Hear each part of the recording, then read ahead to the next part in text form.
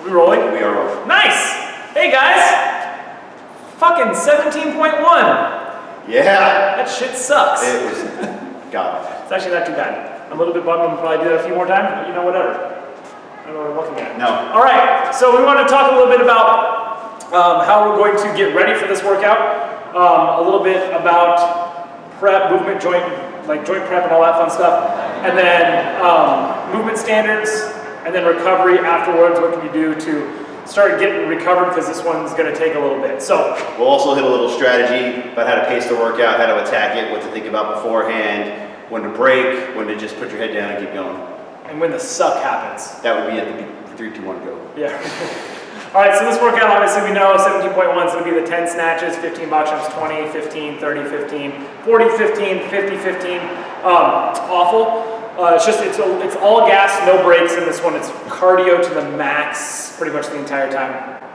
Some of the things nutritionally you want to do before you go, you're not going to want to eat a whole ton before this workout, right? You want to be light, you want to be on your feet, and you want to throw some high octane fuel in your body about an hour beforehand. Some like real simple carbohydrates. I like Laffy Taffies. Or it's a Seattle, right? It's Skittles. Skittles, yeah, Skittles, some go time stuff. Something that's not going to take a lot for your body to break down, something that's going to be easy for your body to get some sugar in your system and use it real quick. If you're more on the shaker supplement angle than the big bag of candy angle, I did a little bit of carbohydrates, some Vitargo powder, a little bit of protein, some BCAAs, some creatine, and a little water. Shake it up. Tastes bitter, but it's good. Pre-workout will probably work as well too. Yeah, so pre-workout too if you like the jitters. Couple scoops of pre-workout. We're gonna, after doing this one, we talked a little bit about warm-up. And really what's gonna blow up, you're gonna feel this a lot in your lower back. Think of this like just a bunch of kettlebell swings because of the burpees, the flexion and extension of that lower spine there. We see a lot of that. The lower start of the snatch is gonna be a lot of flexion and extension of the spine. So just like in most CrossFit workouts, you're gonna see a lot of midline. So warming up, we're gonna go with squat jumps and some Russian kettlebell swings to kind of warm this one up. Don't tax your grip too much with those kettlebell swings. Keep it light, keep it friendly. And then starting to get into the joint prep of things. Because of the alternating side with the snatches, you're gonna feel this a lot in both sides, but not like directly down your spine with those snatches. So we're gonna go with wall ball taps, so holding a ball in your hand back to a wall and tap, tap to kind of start warming up the sides, obliques, all that fun stuff there, spinal erectors on the sides. Rounded back deadlifts to warm up that spine, right? Because we're gonna be doing a lot of flexion and extension through the burpees, right? Box jumps, jumping up in that box. So we're gonna do some just rounded back deadlifts with just a naked bar, a light PVC pipe, something easy there. Just kind of warm it up, bicep curls for your back, basically.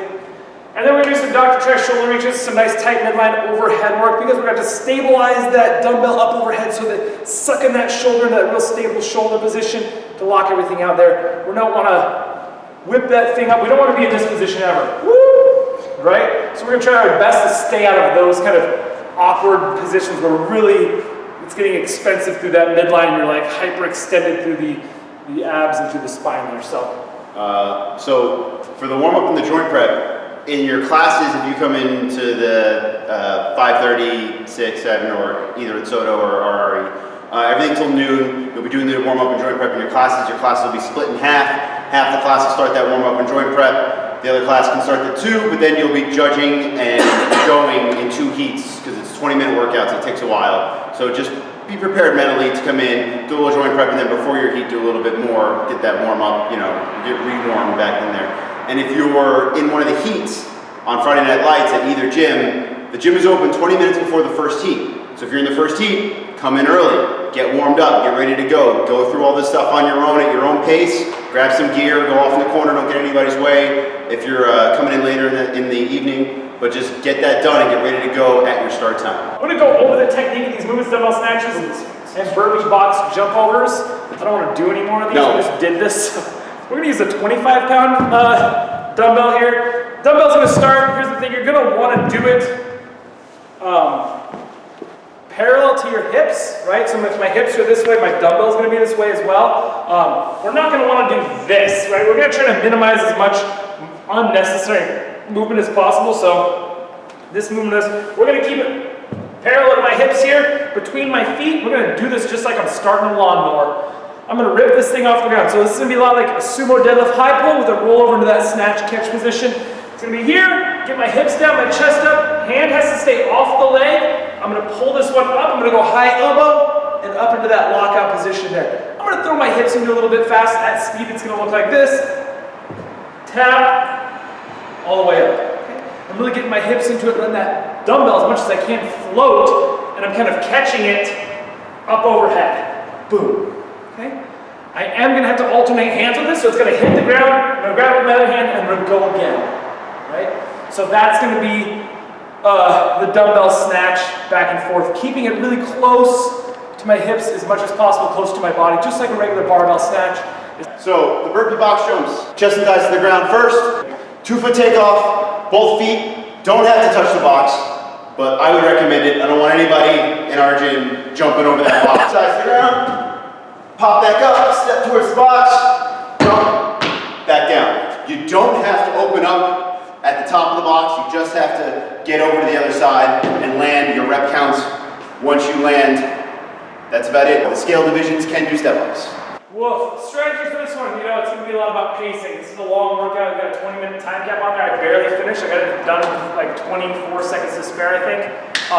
So this is going to be a lot about pacing, right? You don't want to jump out of the gate here. It's going to feel easy at the beginning. You don't want to jump out of the gate and gas yourself early. You want to find a good pace that you can kind of stick with. The burpees are going to sneak up on you. You know, it's only 15 around, but they sneak up on you big time. Here's the deal. Fall down, pick yourself back up. Don't spend a lot of time trying to do that reverse push up, down, and then push back up. Instead of just get your ass to the ground and come back up and keep the burpees is the easiest thing to pace on. Just go down, go up, jump, land, down, up, jump, land. Try to keep that pace. They're all 15. It sucks, but just on the burpees is where you make up your time. The dumbbell snatches. That's where I made up my time. Yeah. When it gets heavy on the dumbbell snatches, short sets, 3, 2, 1, back on the weight, short sets again, 3, 2, 1, just keep that pace up. Don't take a walk, don't tie your shoe twice and your pants twice like I did. I'll say this, if you pace yourself on the burpees, the dumbbell snatches are a lot easier. Gear. You don't need a whole lot of gear for this one to get set up. You're gonna need to, I use wrist wraps just because of the up overhead, right? Stabilization through the wrist. Just makes it a little bit easier. It helps me kind of pop off the ground a little bit more with my burpees as well. If I did this again, I had these compression socks for the burpee takeoffs and stuff like that, just to get the calves a little bit more support, a little bit more of that rebound and that jump, so you don't feel it as much in the calves. I mean, you could put a weight belt on if you wanted to help keep that midline tight.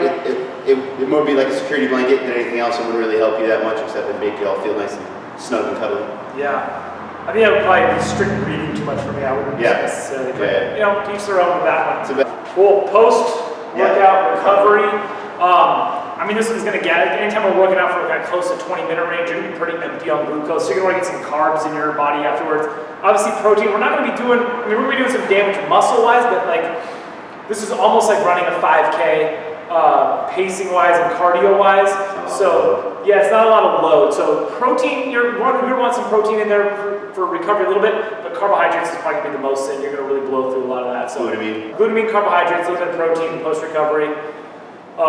You know, get it in that window, that 35, 40-minute window right there. It's, that's the best time. Bring it with you to the gym before you hang out. FitAid's going to be great here too. When we do have FitAid's and have some. Yes. FitAid has carbohydrate, has some BCAAs in it. That's going to be a really great recovery for you here. Not trying to be salesy, but it is really great recovery for a workout like this. Recovery-wise, also cool down, jump on the air mat, jump on a rower, just kind of give yourself a little bit of cool down, work some of that lactic acid off. Like I can taste the lactic acid in my mouth. Yeah. If you ever get that lick of battery feeling after a hard workout, you've reached that lactic threshold. It means you're going to be fucking sore, and you're going to have to like work some of that on your muscles real quick. So that's going to help out a lot. Also, watch our recovery video tomorrow. We're going to go up to cryotherapy, the Ice House Cryotherapy in Kirkland. We're going to jump into somebody's pool and get frozen. Great. So if that's the thing, I know they're giving discounts for open athletes, and if you want to get up there, you can do it. Yeah, great recovery. Good luck, guys. See you tomorrow night. Get after it. It's going to be fun.